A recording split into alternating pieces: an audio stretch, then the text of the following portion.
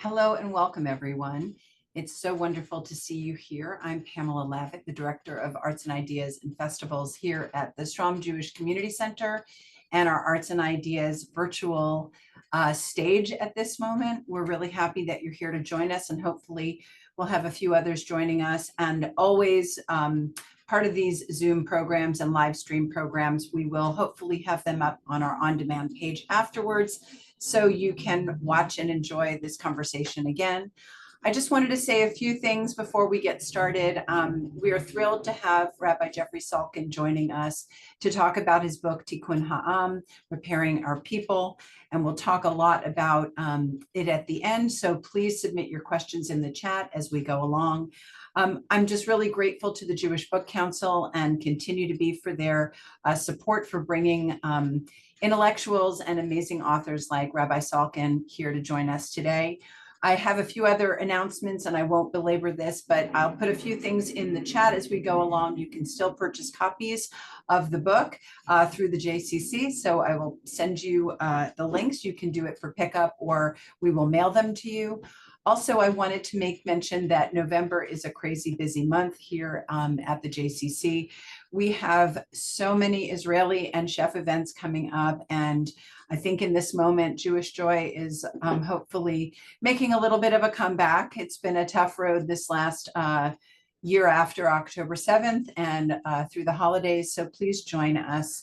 November 10th, Chef Moshe Bassan, probably Seattle's Canlis in Jerusalem. Please join us. He's an incredible voice of Israeli biblical cooking, slow food movement. He is the most charismatic gem. I met him in Israel, and he had published his first cookbook at age 75 that nearly was buried when the cookbook came out last year in the fall. So we are thrilled to have him here and want to have everyone come and hear his words of wisdom and taste his amazing food. That is November 10th. We also are bringing back Chef Michael Solomonoff and Steve Cook from Zahav in Philadelphia, James Beard Award winners. They are presenting Zahav Home, which is about family cooking with friends and family. And there'll be a tasting at that event as well. And then we have Comedy for Peace in November 16th, Muslim, Jewish, queer, Christian comics coming together to make peace through laughter. And I think it's a belly laugh that we could all use at this time. So please join us for those upcoming events. You can learn more at sjcc.org/arts to buy tickets and learn more, or call our box office or email us at boxoffice@sjcc.org. So without further ado, I am so excited to introduce our author today. Rabbi Jeffrey Salkin is one of American Judaism's most quoted rabbis. And having read the book, you're going to be quoting it, I promise you. Always relevant and one of America's true intellectuals, Jewish intellectuals. His work has appeared in the Washington Post, the Wall Street Journal, HuffPost, The Forward, JTA, CNN, and BBC. His column and podcast, and I'll put in all of these links, Martini Judaism, has won 2 national awards. He's also the co-founder of a great resource for all of us, Wisdom Without Walls, a non-denominational online salon for Jewish ideas, which brings participants together for intimate conversation and Jewish thought leaders. So that sounds pretty exciting. So without further ado, I'm very happy to have Jeffrey Salkin join us. And I wanted to say there's going to be a presentation, and then we'll have a Q&A at the end. And Rabbi Salkin, please join us and say hello to the people. And I'm going to go and mute. Please go ahead if you're having any problems. You can put your notes in the chat as well as questions, and then we'll talk in about 45 minutes. And welcome, Rabbi Jeffrey Salkin. So wonderful to have you here. Thank you, Pamela, and it's great to be with everyone. I have to confess that Seattle is one of my favorite communities to visit. I have made several visits there, even recently, and would love to return. I really appreciate you all taking the time to spend time with me, even virtually. Well, it all starts actually several summers ago when I was making my annual trip to Israel. I got my suitcase. I wheeled it out to the curb at Ben Gurion Airport. I got into a sherut, a jitney, going to Jerusalem. When we got there, the driver, Avi Yonah, an Iraqi Jew in his 70s, asked me the fateful question in Hebrew, because he spoke no English, "Where is your suitcase?" And then I realized that I had inadvertently left it on the sidewalk at Ben Gurion Airport, which meant that there was every reason to believe that at that precise moment, it was becoming toast as a suspicious object. I had a meltdown in Hebrew. I had to have a meltdown in Hebrew because, as I said, Aviona did not speak English. He called me a few choice names, some of which I actually deserved, and then made a phone call. And then he got a phone call back, and I heard the magic words coming through the speaker. Ken, matzati oto. Yes, I found it. Another driver had found the suitcase. I was in tears. I thought that perhaps we would have to return to the airport. And I'm saying to myself, how much is all this going to cost me? To which Aviona said, no, no. I pulled into a gas station, and 3 minutes later came back with my suitcase. I was in utter shock, awe, and amazement. He took me to the apartment that I was staying in. I reached into my pocket, and having already paid him, I wanted to give him more. He said to me in Hebrew, "Mazeh tip? What's this, a tip? Ain't tip. There's no tip here." And then proceeded to quote from memory the two mitzvot in the Torah, one from Exodus and the other one from Deuteronomy, that speak of the mitzvah of returning lost objects to their proper owners. And then he said these words to me, "Anachnu achra'im." We are responsible. I must say to you that that lesson, that day, that encounter, lodged itself within my soul. Because at that moment, I understood what he was talking about, that we are responsible. And so I wrote Tikkun Ha'am, Repairing Our People, Israel and the Crisis of Liberal Judaism, as a way of understanding the depth of Jewish responsibility. Understanding that our responsibilities might in fact be global, Tikkun Olam, but they start with ourselves and our responsibility to our own people, Tikkun Ha'am. Rather than repairing the world, which is a good though lofty goal, we might start with repairing our own people, and with that, ourselves. Now, what was wrong with me reaching into my wallet to give a tip to Aviona? It's really very simple. If we want to think in terms of alliteration, at that moment I saw myself as a consumer, but he saw me as someone with whom he lived in covenant. Now, it reminded me of a story about a cat that was chasing a mouse. And the mouse ran into a hole in the wall. And then as the cat came sniffing around the hole, the mouse said, "Meow." The fellow mice are sitting around. They say to him, "What's that all about?" To which the mouse said, "And now we understand the virtue of learning a second language. I want to advocate with you that we learn a second language of Judaism. Americanism is our first language, but we need to go to an intensive moral ulpan in which we transform our vision to some extent into the second language of Judaism. Now, we've lost this language, this unique language of Judaism, in almost the same way as I almost lost my suitcase. We wound up with a language that comes out of the profound sociological transformation in American communal life. First of all, our intense individualism. A number of years ago, the famous writer Robert Putnam, who teaches at the Kennedy School of Government at Harvard, noticed that the bowling industry was in trouble. It is true that more people were bowling than ever before, but bowling alleys were going out of business, and he wondered why. And he found out that people were not bowling in bowling leagues anymore. They were, to quote his book, bowling alone. And you're probably wondering, well, what difference does that make? Well, the business proposition in the bowling industry is that bowling alleys make money not through the rental of bowling balls or even the rental of those soft, wonderful shoes that everyone in town has already worn, but the real money in the bowling business comes from people eating and drinking. And that happens with bowling leagues. Individuals don't do that because they're bowling alone. So there is that sense of radical individualism now. There's also a sense of consumerism, which says I can buy whatever I want and whatever I need and whenever I want it. And what I cannot buy, I can rent. And I measure things by how good they make me feel at a particular moment.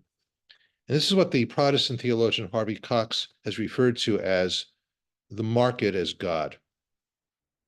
Over the years, I've discovered that liberal Judaism in America has become a consumer product, which means that there is this unlimited choice and customizability, which a marketplace mentality has offered. I'll give you an example of this. Starbucks claims, now, by the way, since we're talking to people in Seattle, I can use Starbucks as the example. Starbucks claims that the individual customer, upon approaching a barista, has 80,000 ways to order a beverage. Those are just two ideas of individualism and consumerism. So I wrote this book. I wrote this book because I wanted to talk about what was going on in American Jewish life. That American Jews were reporting diminished ties to Judaism.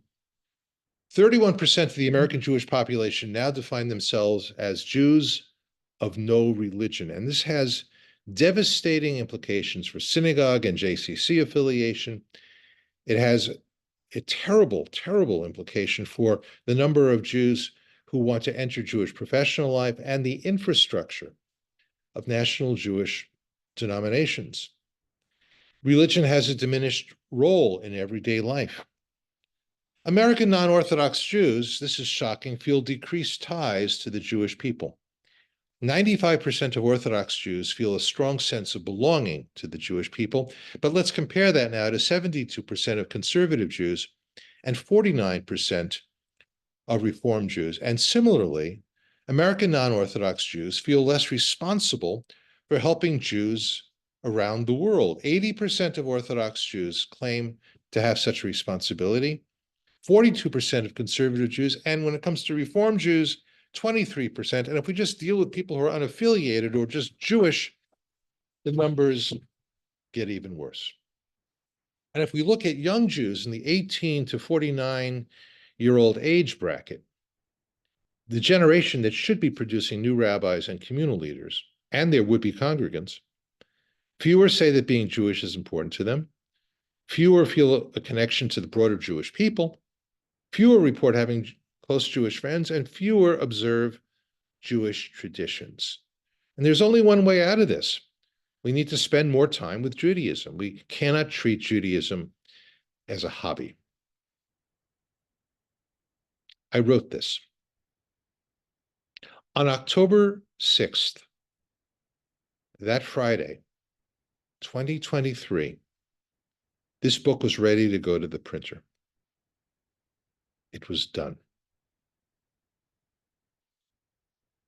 By noon on October 7th, I realized something. On October 6th, on that Shabbat, we all went to sleep in one Jewish era. And by the time we woke up, we were living in a second Jewish era. We went in one era and out the other. I said to my publishers that I now believe that we had been living in a pre-October 7th Jewish world and that we are now in a post-October 7th Jewish world. And I said, I have to rewrite the introduction. And they said to me, you have until tomorrow. So Tikkun Ha'am, Repairing Our People, with its new introduction, was the first book to be published that reflected what I think are the sea changes that have occurred in American Jewish consciousness as a result of October 7th. Now, let me say two things to you. On the afternoon of October 7th already, I made predictions about what post-October 7th American Judaism would look like. I have some good news and some bad news. The good news is that I was right. The bad news is that I was right. American Jews now realize more than ever before that they need to recalibrate the balance between universalism, what I do and care about in terms of all peoples, and particularism, prioritizing the Jewish people. There is, as you know, that famous mantra from Pirkei Avot: if I am not for myself, who will be for me? And if I am only for myself, what am I? There has been a sudden, but I believe noticeable shifting in the moral and emotional weight of those two couplets. Yes, American Jews still believe in if I am only for myself. They still believe in universal social justice commitments. But something happened, and it was already happening on October 7th. American Jews looked at their traditional allies on the progressive left, and all too often what they discovered was apathy, tone deafness, outright hostility, and even betrayal. On October 7th, we got sympathy. But we knew that as soon as Israel fought back, the sympathy would evaporate. That's precisely what happened. Our progressive allies called and continue to call for a ceasefire, not for a release of the hostages who are still in the tunnels. They did not demand that the Red Cross be permitted to visit the hostages. On October 7th, the horror of what happened to Jewish women, there's only one word for that: gynocide, the willful killing, mutilating, and raping of Jewish women. And what did we hear from universal women's rights organizations, the NGOs that normally would be weighing in on this? In the words of Paul Simon, whose work constitutes a chapter in my book, we heard the sounds of silence. American Jews now know more than ever before that Jew hatred is a clear and present danger. We have recognized the anti-Semitism that comes from the right, which is often violent. We're coming up next week on the 6th anniversary of Tree of Life. That is a classic example of an American anti-Semitic violent act which came from a right-wing activist. But we now are recognizing the anti-Semitism that comes from the left. When activists say from the river to the sea, Palestine will be free, what are they talking about? They're not talking about a two-state solution. They're calling for a Judenrein state of Israel. As far as I know, there are only three ways that Jews leave Israel: by plane, by boat, and by body bag. And I'm not interested in any of them. We had no idea on October 7th, though we were starting to see it, about the betrayal of the university system, especially the elite universities.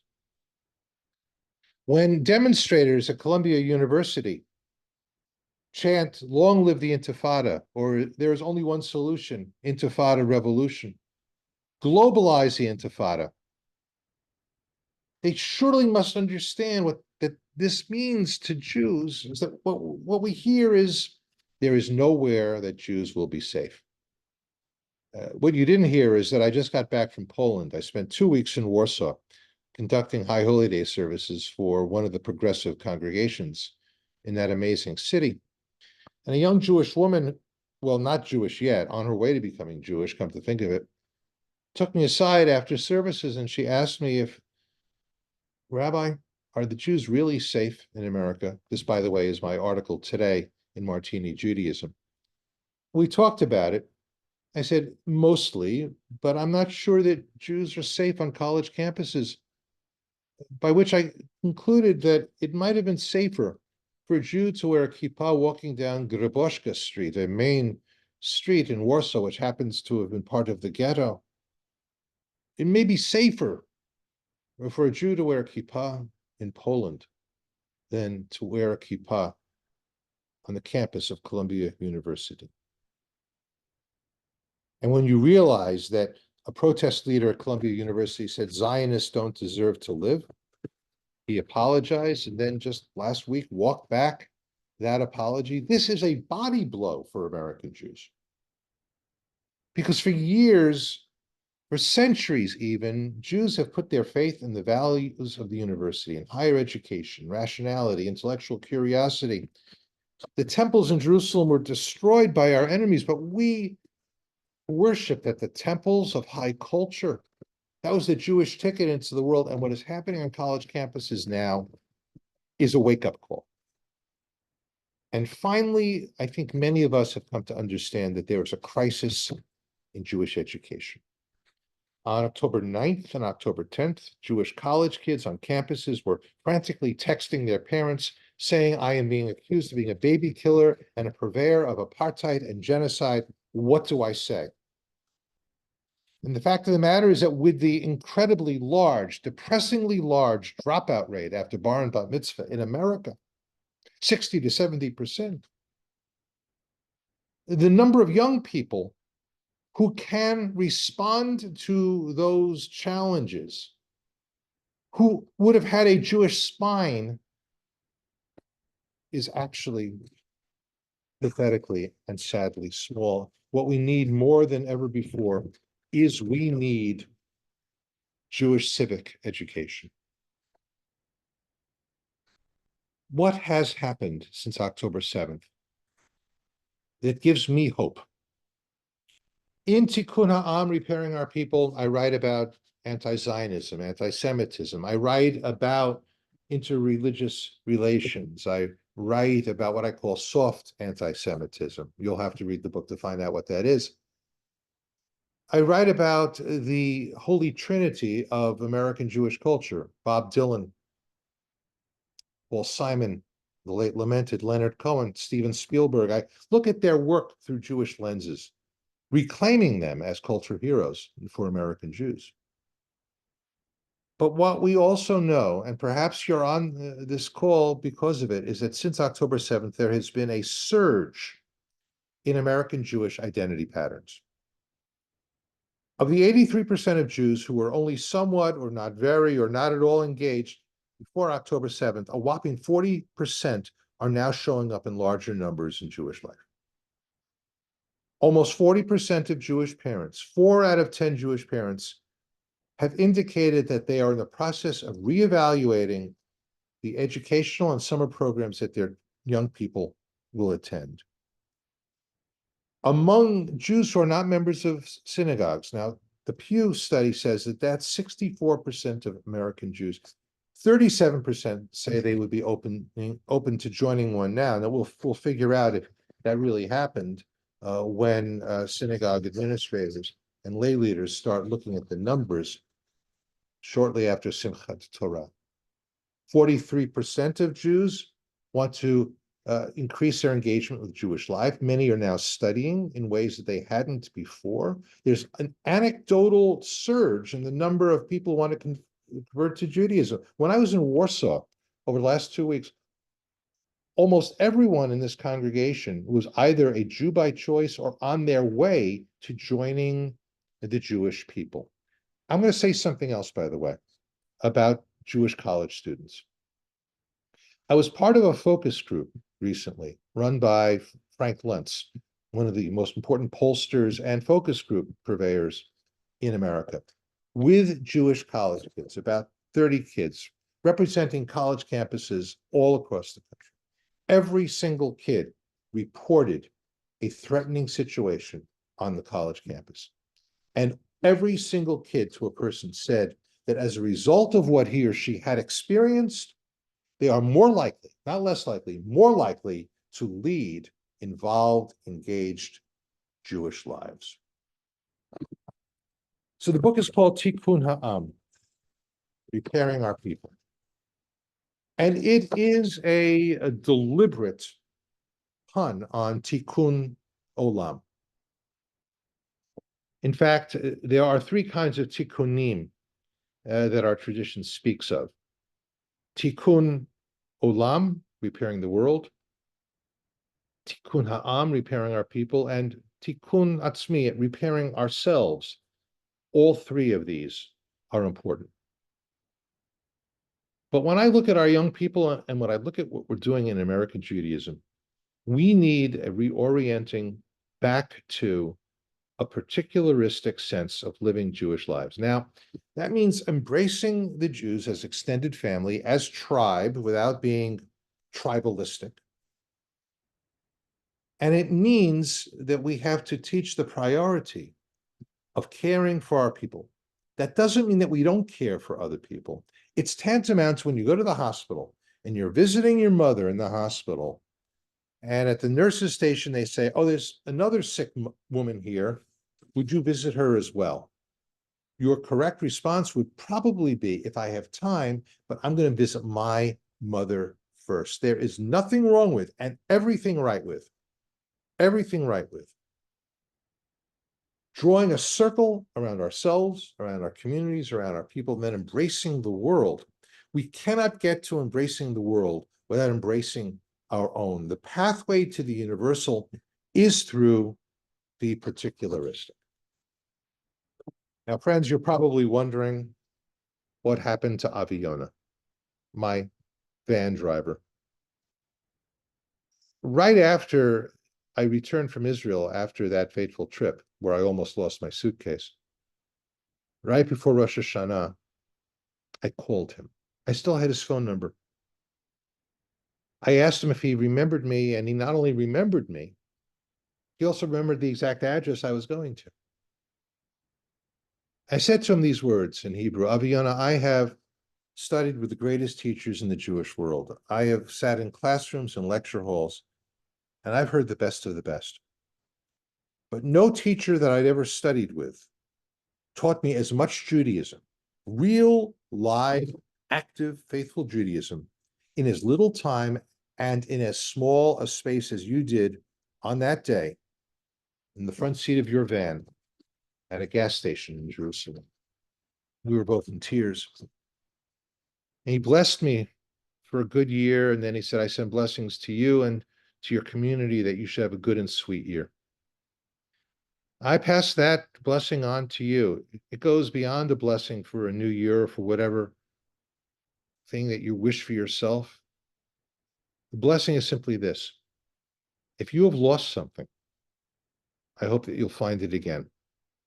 If you have lost your connection to the Jewish people, which I tend to doubt, just based on the fact that you're here, I hope that you find it.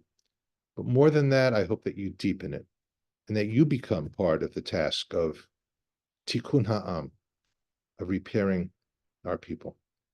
Thank you. Shalom and Chag Sameach, everyone. Thank you so much, Rabbi Salkin, for that very thoughtful devar, for lack of a better term. I'm welcoming those of you who are joining us to put some questions in the chat, but I'll go ahead and start. I think so many of us are looking for a profound understanding of what you called the pre-October 7th, post-October 7th, this riff and this moment, and looking for guidance on what is going to happen and what is possible. I love how you talk about your book as being an extended meditation on the prospects of non-Orthodox Judaism and Jewish culture. But your acknowledgement at the end, I found so much more personal. And which you talk about, this book is really a half century of thinking and struggling with the nature of Jewish identity and Judaism in America. And I just sort of wondered, it must be a challenging thing to sort of walk around in the universe with such an intertextual understanding of everyday experiences. And for you, it's both, a high-end thought process and a musing on just everyday life. But I'm sort of wondering a little bit about the part of this, which right now we're all feeling a little bit of what you express in your acknowledgement, this sense of homelessness, exile, and a little bit of what, the tzitzit, like being on the fringe even more.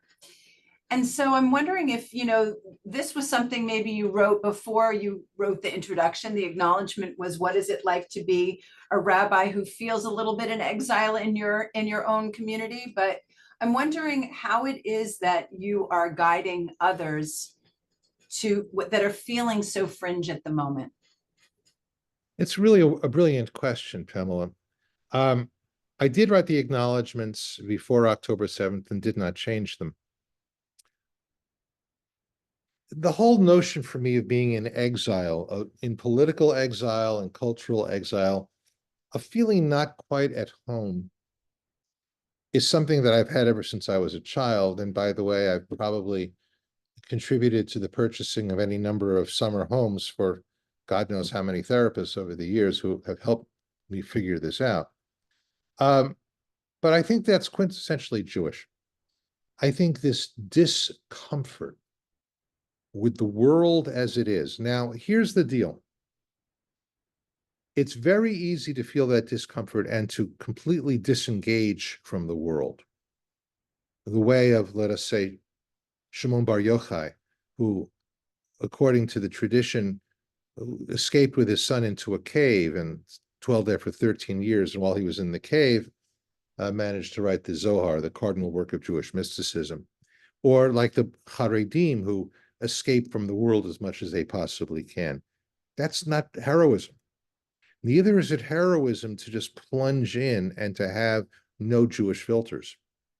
The heroism is to look at the world through Jewish eyes and to say, what does it mean for me to encounter this moment as a Jew? Now, for example, as we approach election day, let me say something apolitically political. I believe that, and I'll one day write a column about this, that many American Jews are inadvertently singing Sam Cooke's old song, Don't Know Much About History. And Jews on the left have forgotten the history of the left, and Jews on the right have forgotten the history of the right.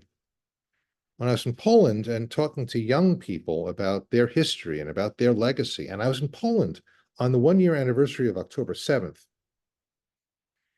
And when people remind me that I'm walking through a city and through a country that was destroyed almost simultaneously, first by the Germans and then by the Russians, they have no illusions. And so I want American Jews to understand Jewish history better, because that provides us with a lens for really interpreting what is going on now. I think that for many years, American Jews have had, well, I think Barry Weiss puts it this way, a holiday from history. We've had a sabbatical. European Jews have not had that luxury. Not when you walk through Warsaw, and legend has it, if you kick the ground, your foot might dislodge bone fragments from the ghetto. You know, we have been the luckiest Jews in history, but it's getting cold. And we need to warm ourselves up, not only with each other, but also with the heat of our tradition, however we choose to access it. So this book is a manual for how one can, in fact, access that as a non-Orthodox Jew. Well, I mean, I love what you just said. And I think that you allow yourself both the sort of Talmud Torah musings that are deeply serious, but part of the book, you go into I think the last chapter, you have a ChatGPT conversation with the meaning of God and other things, and to see what the answers are. And your response is how soulless. It's a golem, basically. It is a golem. And you say that Judaism is a footnote culture. And I definitely think the question really is, there are certain bugaboos, I think, that you have with the way that, phraseology of Tikkun Ha'am or made God in your image or the Mishnah Avot have been used somewhat incorrectly. And those are really fascinating to hear. I particularly found the section on the two Yerushalayim's just really beautiful and fascinating. Can you elaborate a little bit? Because I think that the wisdom part, the serious part for me, really opened up a lot of fascinating thoughts, because most of us are not rabbis and don't have that intertextuality walking with us every day. So tell us a little more about the two Yerushalayim's. Let us consider the possibility that those who seem to hate Israel don't really hate Israel. Maybe they just want a different Israel, an Israel that might exist one day, but isn't the Israel we have now. Which brings me to a grammar lesson. The Hebrew word for Jerusalem is Yerushalayim.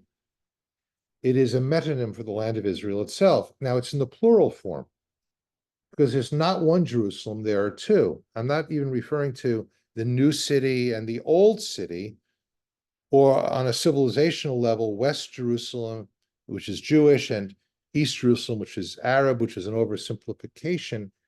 I actually mean that there is, both in Judaism and in Christianity, the notion of a Yerushalayim Shel Mala, a heavenly Jerusalem, the Jerusalem of our dreams and our ideals, and the Yerushalayim Shel Mata, the earthly Jerusalem. And in the book, I talk about how this was part of the architecture of Jerusalem itself, the whole idea of using that white Jerusalem stone, because Sir Ronald Storrs, who was the first British military governor of Jerusalem in 1917, he noticed that the sunset would transform the stone into shades of purple, and that's what he imagined the heavenly Jerusalem to look like.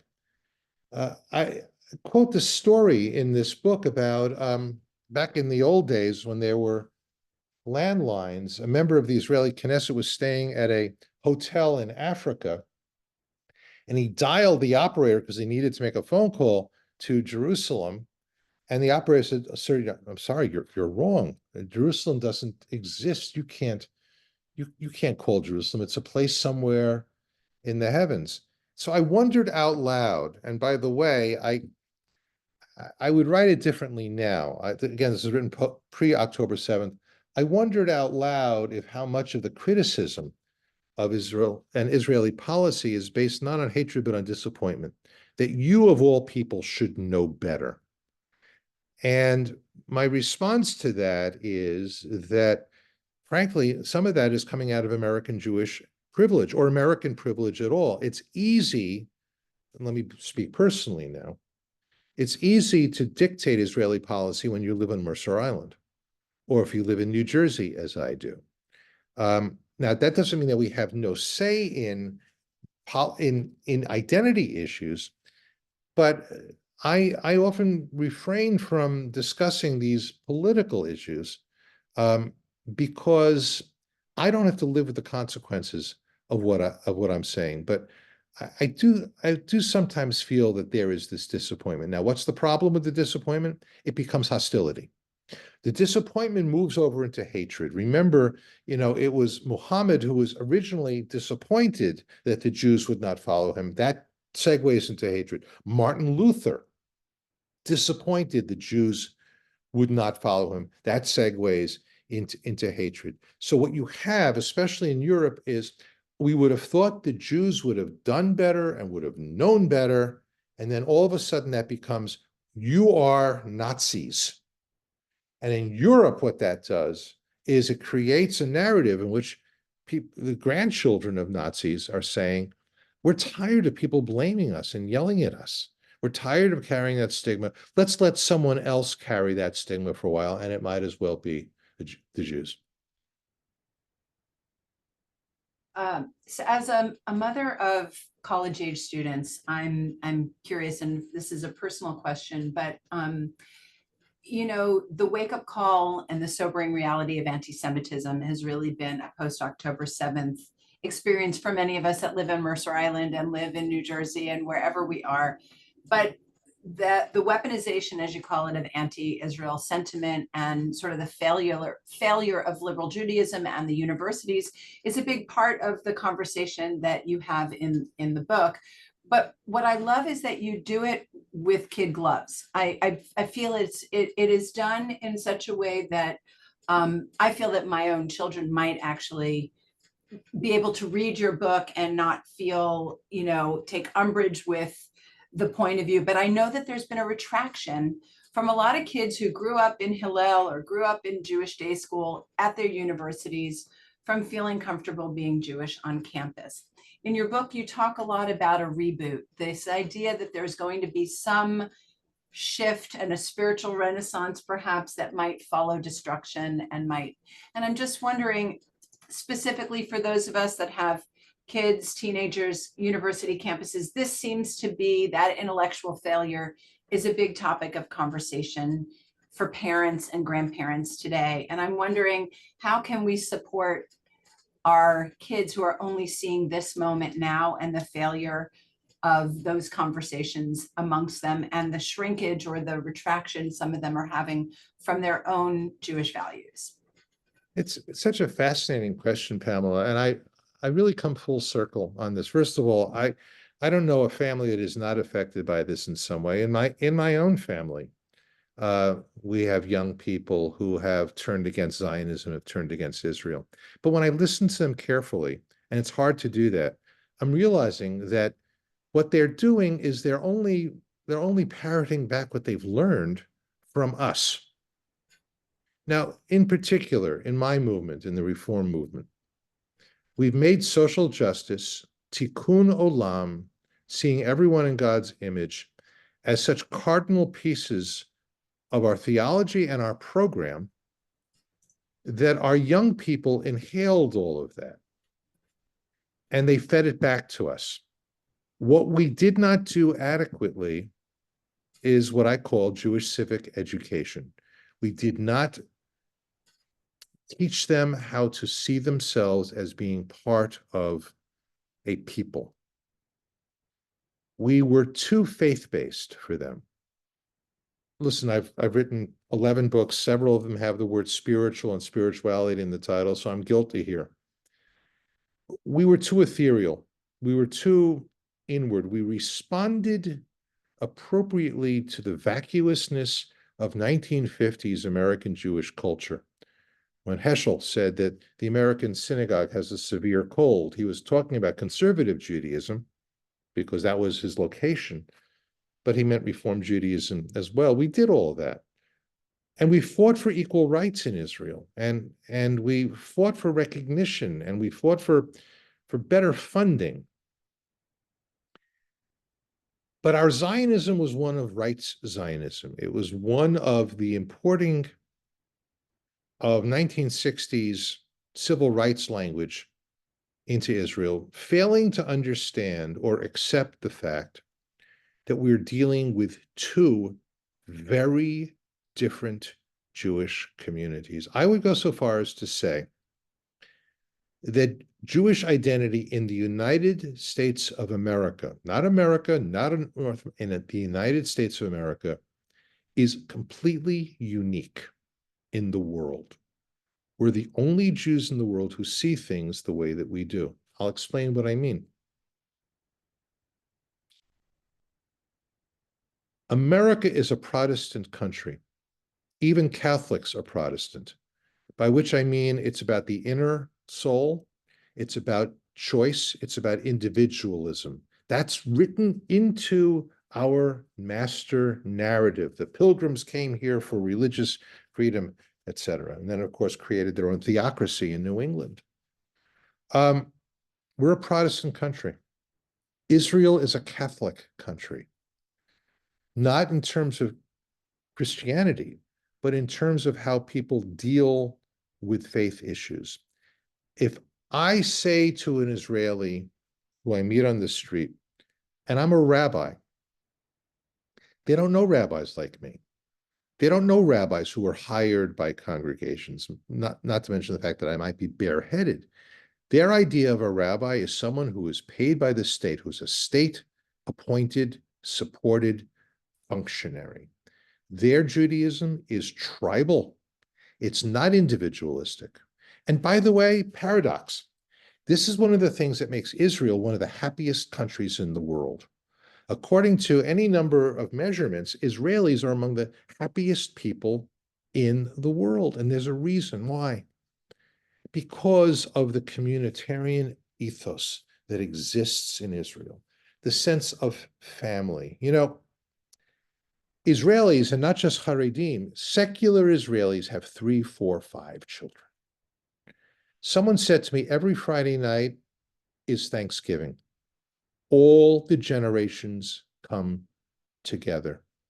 I was talking to a young woman in Jerusalem who I've known for a number of years, who works at my favorite bookstore, and I said to her, I've been worried sick about you all year. I worried that maybe you were at the Nova Music Festival.